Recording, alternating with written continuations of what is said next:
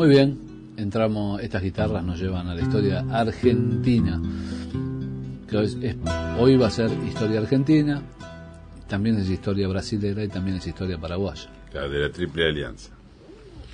Yo había empezado el programa anterior, había hecho una breve reseña de los hechos anteriores, como la batalla de Peribebuy,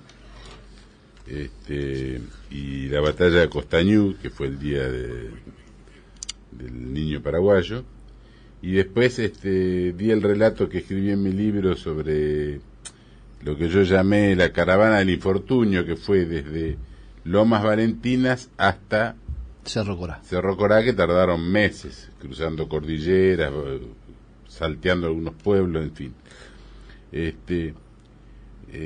Para que se den una idea, llegan los que llegan a Cerro Corá, eran aproximadamente 500 personas de todos los que salieron, ¿no?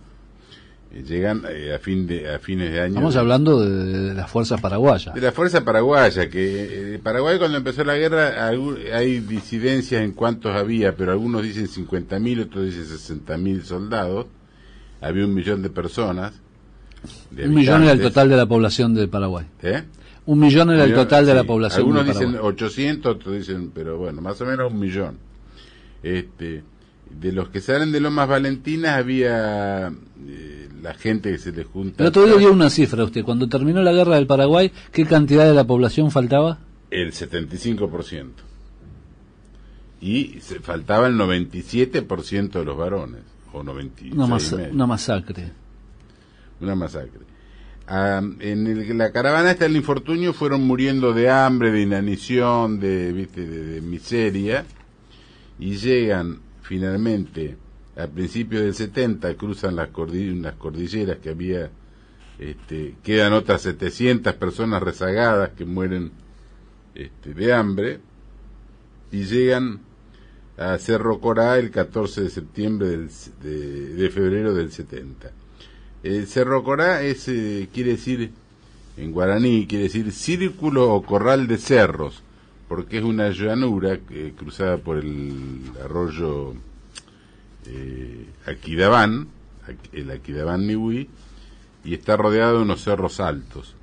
Entonces ahí acampan, digamos, la tropa, apenas eran 500 hombres. Por ejemplo, hay 10 batallones y 6 regimientos. Entre todos los batallones sumaban 266 plazas. Por ejemplo, el batallón más numeroso contaba con 37 hombres y todo el regimiento con 46.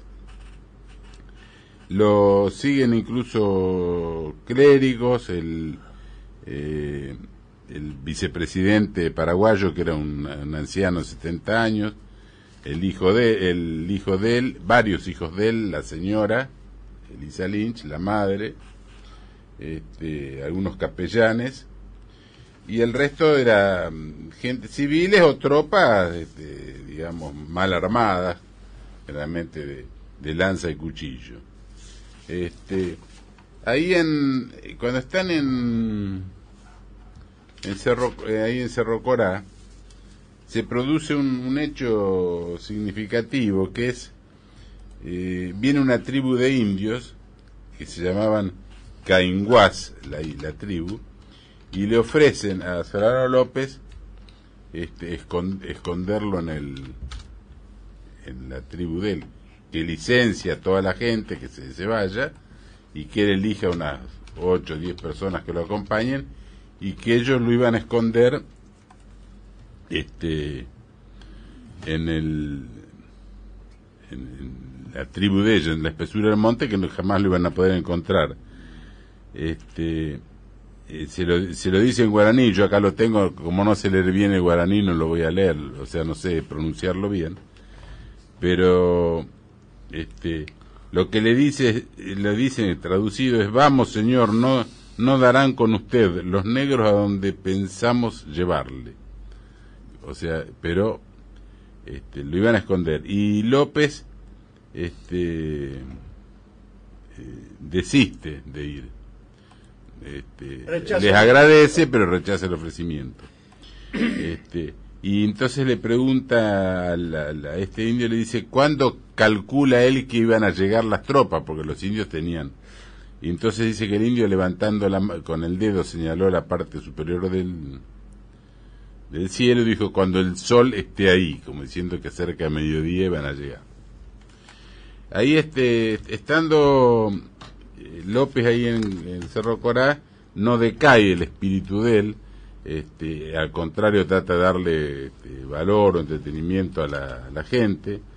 Durante el día recorre a caballo la tropa que tenía, y en la noche le hablaba de leyendas o de historias de la patria, ¿no? Inclusive da una condecoración a los soldados, y les pronuncia estas palabras, dice, queriendo dar un testimonio público de honor y de justicia a los beneméritos defensores de la patria que con abnegación ejemplar y patriótica virtud hicieron la campaña de Amambay, cruzando 2 veces la sierra de Mbaracuyá. Eso lo relata Oleari en el libro de él, que yo lo tengo transcrito también en el mío. Cuando ya ve que vienen las tropas, lo ordena a la tropa que tome posiciones. Incluso había como preguntado si iban a defenderse, y todos aceptan que sí, que se iban a defender hasta el último momento. Entonces ya dije, eran unos 800 hombres mal vestidos. Incluso antes de la batalla, por ejemplo, el padre Maíz, que lo acompañaba, le dice que había muerto el diácono Gamarra, de hambre, había muerto de inanición, y López le dijo, el padre Gamarra nos ha llevado un poco la delantera. O sea que él sabía que no tenían salida, porque venían como 10.000 aliados, imagínate, con 500 personas, cómo lo iba a enfrentar. Bueno, el día ese, que fue el 1 de marzo, López se levanta temprano y busca algunos efectos personales que tenía, los distribuye entre la gente como una recuerdo, digamos, de la persona de él. Y bueno, en la llegada de las tropas ya vaticinan, digamos, porque él había dejado una guardia en Chirigüello y unas mujeres que era una entrada que había al Cerro Corá, unas mujeres que alcanzan a escapar, llegan con la noticia que los brasileños ya habían tomado la entrada. Entonces, un choque tremendo fue, pero duró poco, porque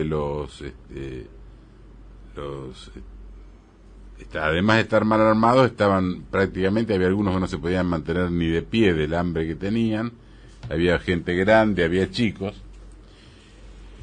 Y Oleri lo describe así, dice, cuando un poco más de 200 hombres, armados en su mayor parte de sable y lanza, era todo lo que se había podido reunir, formando en las filas como soldados desde el anciano vicepresidente Sánchez hasta el último capellán. Esgrimiendo una espadina en cuya hoja se leía el lema guerrero e implacable, vencer o morir, se puso en marcha López acaudillando aquel patético grupo en el que confundían los altos dignatarios del Estado con los representantes de la Iglesia, los generales con la tropa y los más humildes ciudadanos con los jefes y oficiales del ejército, formando juntos un solo cuerpo, con una sola alma y un solo corazón. La cuestión que, bueno, ahí López espera ahí montado en su caballo, digamos, y arengando a la gente, espera el choque de las fuerzas, ve caer, por ejemplo, al coronel Luis Caminos y a otra gente alrededor de él, Y entonces ahí es cuando a él lo incitan a rendirse, sí, lo intiman a rendirse, pero él por toda respuesta atropella con el caballo tratando de herir a alguno, hasta que es lanceado por el cabo Francisco Lacerda, que se lo conoció como Chico Diablo o Chico Diabo en portugués. Entonces le destroza el vientre de un lanzazo y lo hiere en la cabeza con un sable, que fue una herida mortal, o sea, no en el momento, pero fue una herida mortal. En ese momento acuden algunos a defenderlo, y entonces López se retira hacia un arroyo que había, pero al poco andar de caballo se cae, porque ya venía mal herido. Entonces él mismo pide que lo dejen solo y lo dejan al costado del arroyo. Ahí se presentan dos soldados, digamos, de Paraguay. Uno era el alférez Valentino Silva, y le ofrecen que le piden que les dé el honor de morir defendiéndolo. Pero López no, les ordena retirarse, les regala el sable, les regala, un látigo que tenía como recuerdo, y les ordena que se retira. Entonces ahí en ese momento aparece Gamarra, que cruza el arroyo a pie, digamos, porque es un arroyo chico, vadeable, y lo intima a rendirse, y él por toda respuesta dice: muero con mi patria. Ahí hay un hecho que yo el otro día nombré, porque hay distintas versiones, como no hay sí, no hay cámara oculta, no había cámara oculta, hay distintas versiones.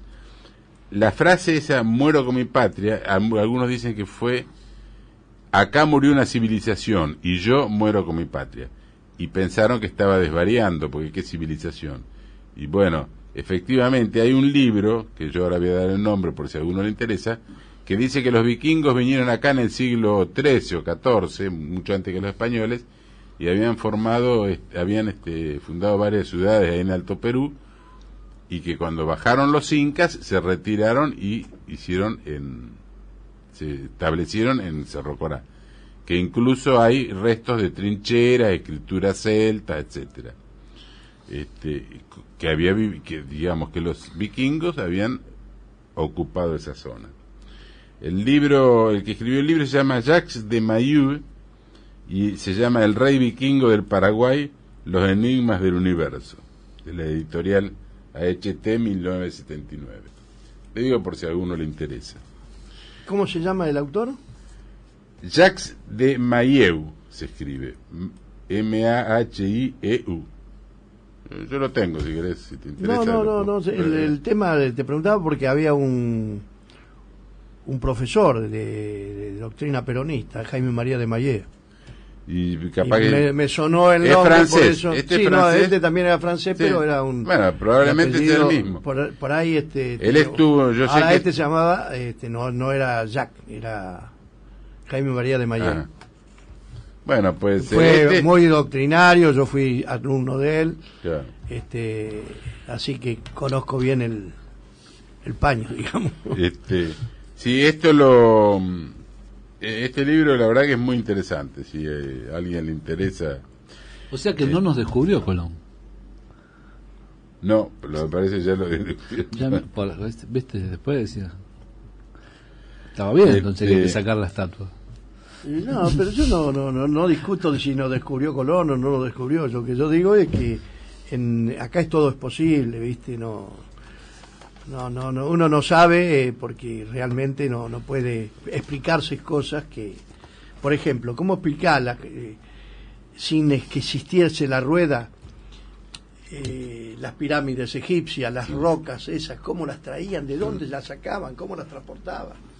En la isla de Pascua, los monumentos. Sí, hay cosas que son inexplicables y que uno, bueno, tiene que ajustarse a la... Hay una alemana, que ahora no recuerdo el nombre, que se pasó toda la vida estudiando las líneas de...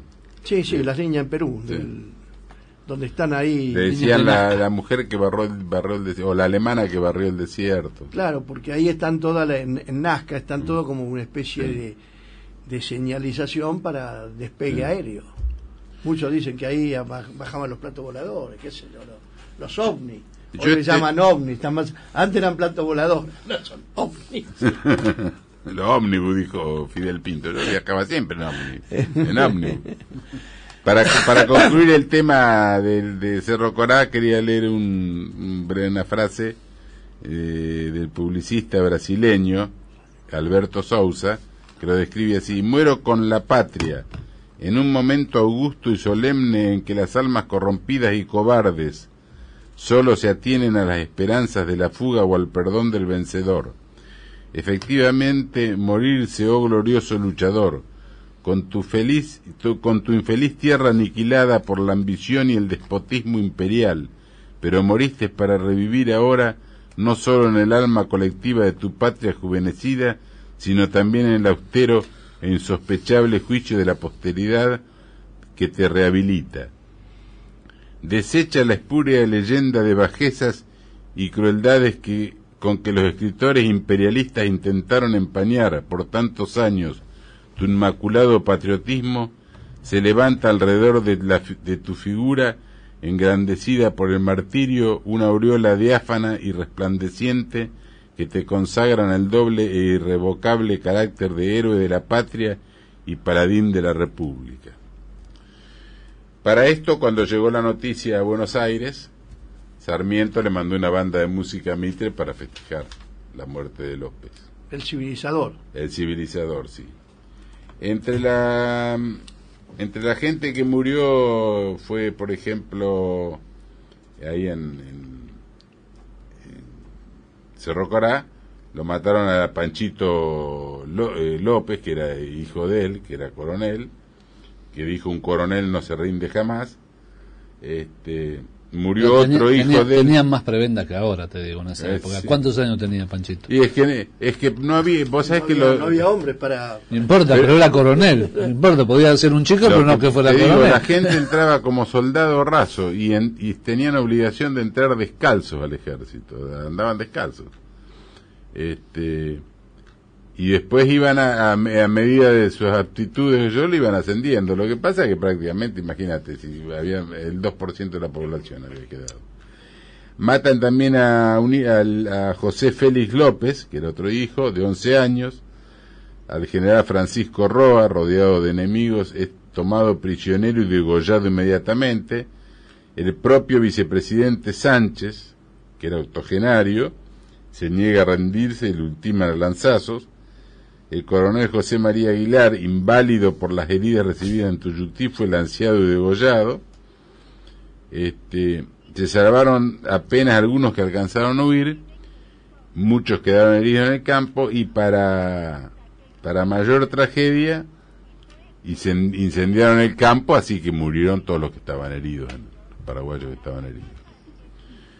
Y los civilizadores. Y todo esto, claro, para la libertad y la igualdad, ¿viste? Y la civilización. Y la civilización.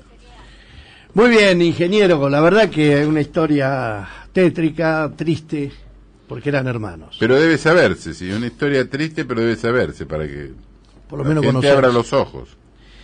De los digamos, los próceres que tuvimos. Sí.